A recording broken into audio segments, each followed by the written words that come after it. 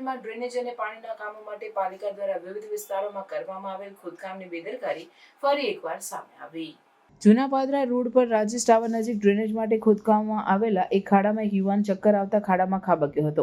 આ ઘટનાના CCTV footage પણ સામે આવ્યા છે, જેમાં યુવાન ખાડામાં ગરકાવ થતો સ્પષ્ટ દેખાઈ રહ્યો છે। સ્થાનિક લોકોએ ચોમાસામાં કોઈ મોટી દુર્ઘટના સર્જાય તે પહેલા આવા ખુલ્લા ખાડાઓ તાત્કાલિક પૂરવાની માંગ કરી। વડોદરા પાલિકા દ્વારા શહેરમાં ચાલતી વિવિધ કામગીરી હેઠળ નાના મોટા ખાડા ખોદવામાં આવ્યા છે અને તેની ફરતે કામચલાઉ આડસો ઊભી કરવામાં આવે છે। જોકે રાજેશ ટાવર પાસે બનેલી આ ઘટનાએ આ આડસો કેટલી અસુરક્ષિત છે તેની સાબિતી આપી દીધી છે। પાલિકા દ્વારા ખોદવામાં આવેલ ખાડાની આડસ પાસેથી એક યુવાન પસાર થઈ રહ્યો હતો। તે દરમિયાન અચાનક તેને ચક્કર આવતા તે ખાડામાં લપસી પડ્યો।